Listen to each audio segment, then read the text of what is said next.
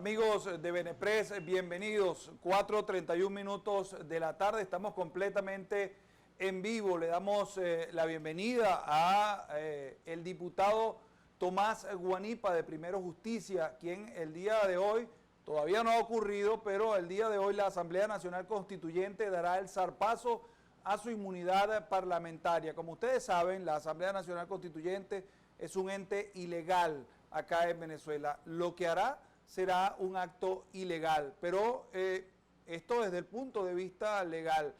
Vamos a conversar con el diputado Tomás Guanipa. Bienvenido, diputado. Muchas gracias, un placer estar con ustedes en este momento.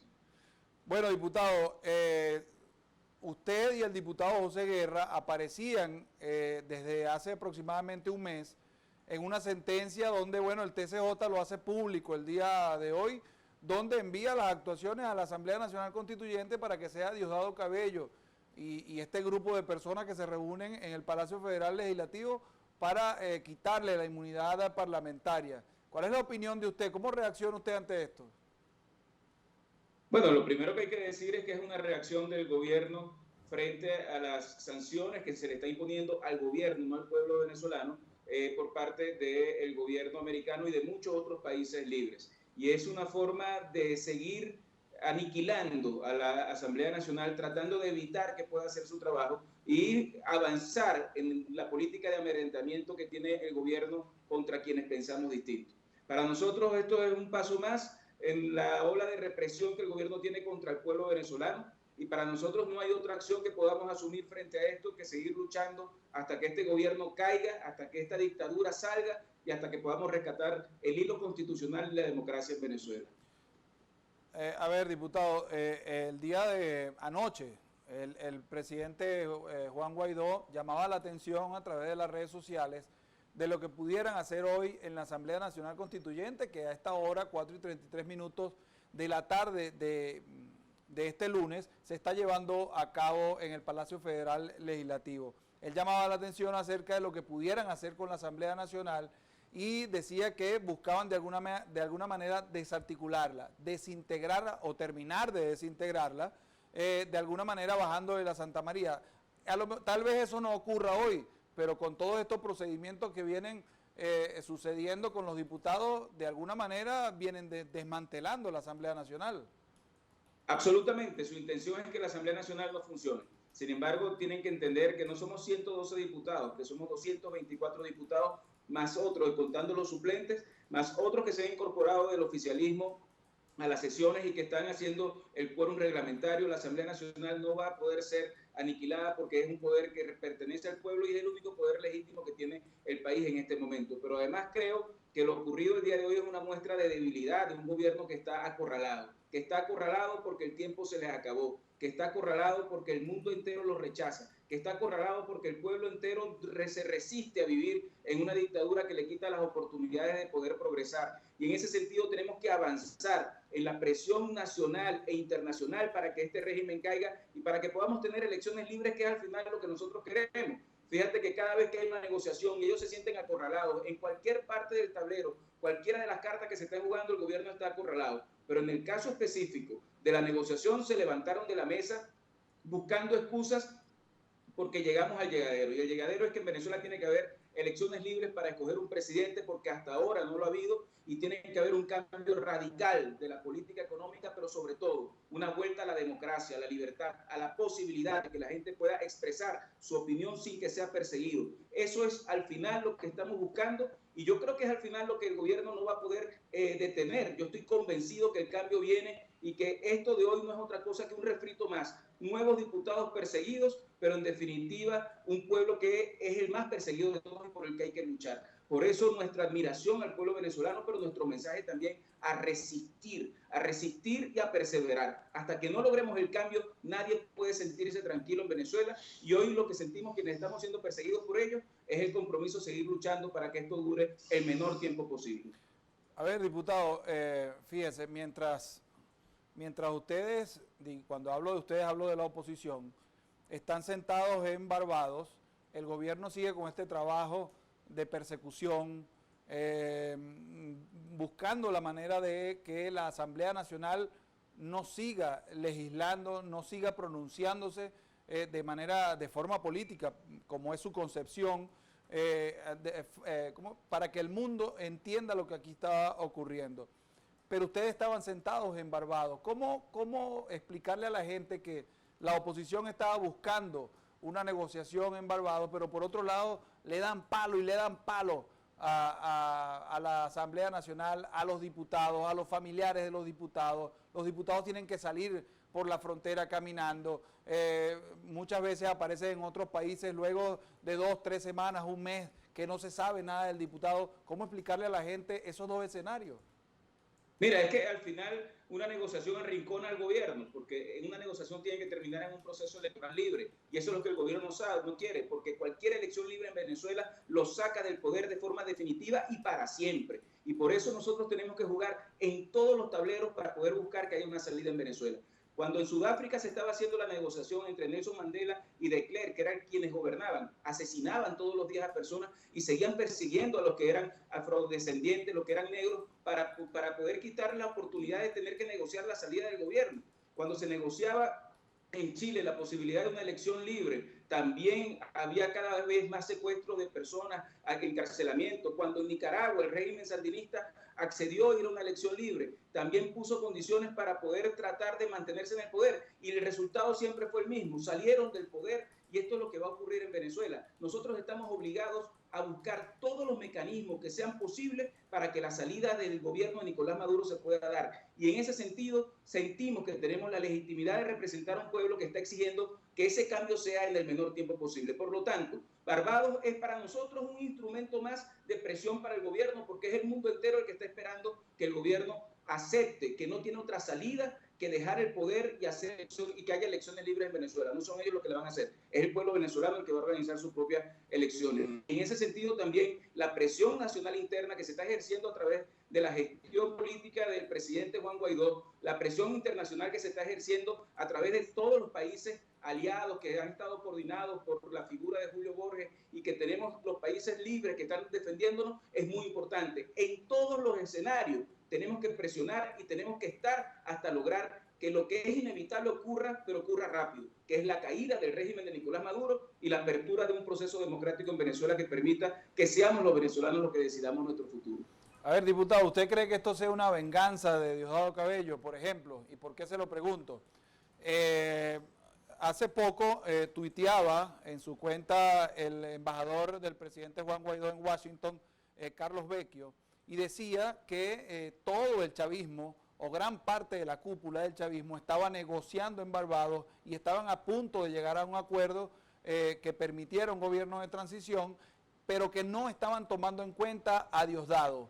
¿Usted cree que eso es, bueno, le pregunto, ¿usted sabe si esto es así? Si estaban a punto de llegar a un acuerdo y Diosdado no está en todo este acuerdo.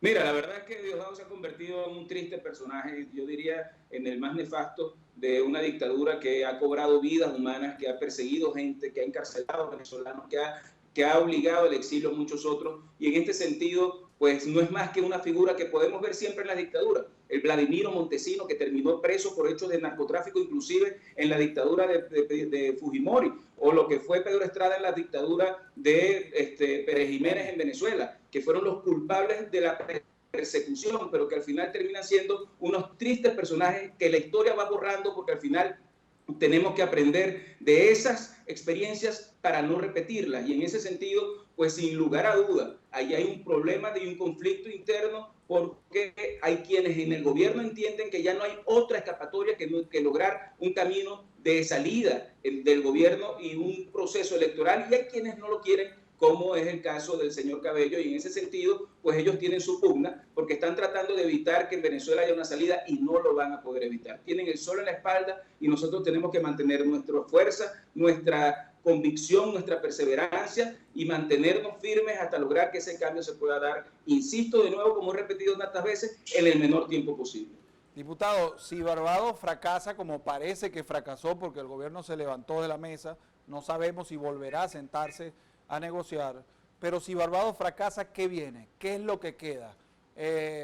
Ha dicho John Bolton, uno de los principales voceros de Estados Unidos y el jefe de la seguridad nacional de este país, ha dicho que el tiempo de dialogar se se agotó, se terminó en Venezuela y que ahora tienen que venir las acciones. Le pregunto entonces, si fracasa, como parece, las negociaciones patrocinadas por el Reino de Noruega, ¿qué nos queda para tratar de dar paso al gobierno de transición saliendo de la dictadura? Mira, es que yo creo que es muy importante entender que lo de Noruega lleva su paso, lleva su ritmo y nosotros no nos hacemos falsas expectativas, pero insisto que tenemos que jugar en todos los tableros y mientras tanto tiene que aumentar la presión interna nacional. Las movilizaciones que está teniendo Juan Guaidó por todo el país son muy importantes para mantener a la gente activa. La protesta social que se está ejerciendo a través de los sindicatos y de los trabajadores venezolanos tiene que profundizarse en los próximos tiempos y en los próximos días. Hay que salir a protestar en Venezuela frente a lo que está pasando y a lo que está ocurriendo con respecto a la vida cotidiana de cada venezolano. Y hay que mantener la presión internacional y mantener el Grupo de Lima activo, mantener a los países aliados como Estados Unidos en pie de lucha para lograr que Venezuela pueda haber una democracia pronto. Pero además debo decir que tenemos que entender los venezolanos que estos procesos son muy complicados, pero que en todo caso es mucho lo que se ha avanzado, es toda la estrategia que se ha seguido durante este año la que tiene arrinconada el gobierno y en ese sentido nosotros no podemos dejar ninguno de los pasos que hemos seguido como estrategia para seguir luchando. Por lo tanto, pase lo que pase, en Barbados la presión interna nacional y la presión internacional tiene que profundizarse en las próximas semanas y en los próximos días porque este régimen le ha causado ya demasiado daño a los venezolanos. Es muy lamentable ver cómo millones de venezolanos han tenido que irse y están pasando tantas necesidades en otras latitudes porque en Venezuela no tienen ningún tipo de oportunidades para poder surgir. Te consigues a gente venezolana pidiendo en la calle para poder sostenerse en países como Perú, como Chile, como Argentina, como Venezuela, como Bogotá, en Colombia. Y son cosas que al final duelen profundamente porque hay que recordar que no son las sanciones las que están ocasionando el drama que estamos viviendo actualmente, que la peor sanción que hemos recibido los venezolanos es la sanción llamada Nicolás Maduro y su gobierno, y que durante todos estos años lo que han hecho es acabar con la capacidad productiva del país, destruir el aparato productivo de los venezolanos y lamentablemente someter al hambre a millones de venezolanos. Por lo tanto, insisto, pase lo que pase en Barbados, nosotros tenemos que seguir presionando nacional e internacionalmente hasta que logremos que este régimen caiga y logremos abrir las puertas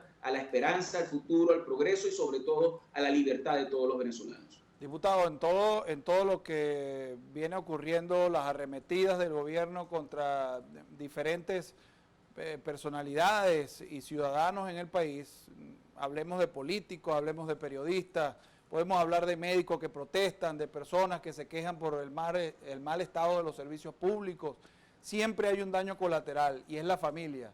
En este momento usted está siendo víctima de persecución, al igual que el diputado José Guerri y otros, tantos diputados que aún están en el país, que están en embajadas, otros se han ido del país, pero queda la familia. ¿Tienen miedo ustedes de que arremetan contra su familia, contra su propiedad privada acá en el país? Bueno, absolutamente. A mí no me gusta hablar de mi caso en específico porque yo creo que los mayores víctimas que hay en Venezuela es el pueblo venezolano. Son todos los millones de venezolanos que han sido perseguidos por este gobierno, porque una persona que hace cola para poder comer es una persona que está siendo perseguida por el gobierno. Una persona que llega a su casa y no tiene luz es una persona perseguida por el gobierno. Y son los que más han sufrido la persecución de este gobierno. Pero en nuestro caso particular, recuerda que ya son 3 veces en las que han llegado a mi casa funcionarios del DIGESIM y del SEBIN a amedrentar a mis hijos estando adentro de ellos allí y ha sido una persecución que ha durado años con una alevosía impresionante y por supuesto que uno se preocupa por la familia de uno y en todo caso está tomando las medidas necesarias para tratar de protegerlos, entendiendo que esta es una situación en la que los venezolanos todos estamos expuestos y por supuesto yo tengo la responsabilidad de luchar para que mi familia pueda estar bien y no sea no caiga presa de la persecución de este gobierno y de lo que puede significar, lo que significa un paso más del gobierno en arremeter contra la familia también de uno. Eso es un tema muy sensible y yo estoy seguro que en todo caso se tomarán o tomaremos las medidas necesarias en familia para evitar que esto pueda ocurrir. ¿Qué cree que pueda generar esta última acción que se viene repitiendo, pero que de alguna manera es una reacción en torno a la última orden ejecutiva del presidente Donald Trump? ¿Qué cree usted que pueda generar esta más persecución en el país, en el seno sobre todo de la Fuerza Armada, que es como el poder dentro del Estado que aún permanece silente en medio de todos los desmanes que vienen ocurriendo en el país desde hace algunos años? Sí, no, mira, yo creo que al final es un gobierno que está acorralado y que lo único que le está quedando es perseguir, perseguir y perseguir. Recordemos que dentro de 2 meses se cumple un año del asesinato de Fernando Albán, que fue lanzado del piso 10 de las oficinas del SEBIN y que mostró la crudeza y la crueldad del gobierno nacional, del régimen de Nicolás Maduro, de la dictadura que estamos viviendo. En pocos tiempos, apenas en los días pasados, se cumplió un año de la detención de Juan Requesén, que está todavía detenido sin haber cometido delito alguno. Y así podemos contar la detención del vicepresidente de la Asamblea Nacional, Edgar Zambrano, la persecución a los diputados, pero sobre todo, insisto, la persecución al venezolano, al habitante común del país que está sufriendo todo esto. Yo siento que al final, lo reitero, es un gobierno que está muy acorralado, que sabe que se le acabó el tiempo, que solo utiliza la represión y el miedo para tratar de mantenerse en el poder y no termina de darse cuenta que hay un pueblo que está asumiendo con mucha dignidad la lucha para lograr la libertad y que ese pueblo no se rinde y que ese pueblo resiste. A principios de año se pensaba que la gente no iba a salir a la calle porque todo el mundo se había ido de Venezuela. Los que habían luchado en la calle supuestamente se habían ido del país. Y vimos manifestaciones tan grandes como las que nunca habíamos visto antes. Y en ese sentido yo creo que ese pueblo está ahí dispuesto a seguir luchando. Y yo quiero dar también mi palabra de respeto y admiración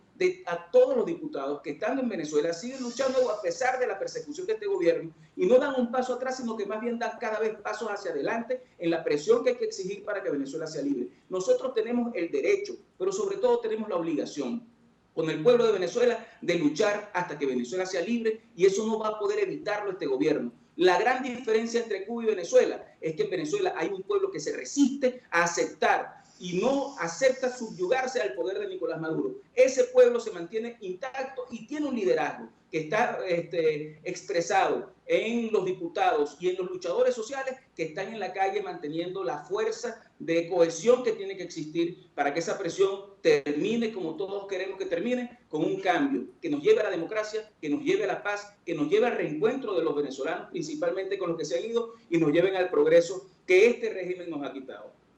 Muchas gracias por atendernos acá en Benepres, diputado. Gracias a ustedes, un placer.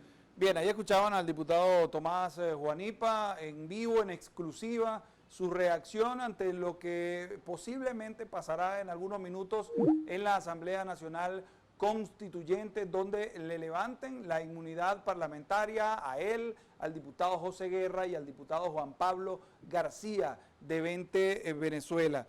Los delitos que supuestamente Tarek William Saab dice que pudieron haber cometido estos tres diputados son los delitos de traición a la patria, conspiración, instigación a la insurrección, rebelión civil, concierto para delinquir, usurpación de funciones e instigación pública a la desobediencia. Con estos tipos penales, Tarek William Saab solicitó se le allanara la inmunidad parlamentaria a estos tres diputados y por estar cometiendo un delito en flagrancia.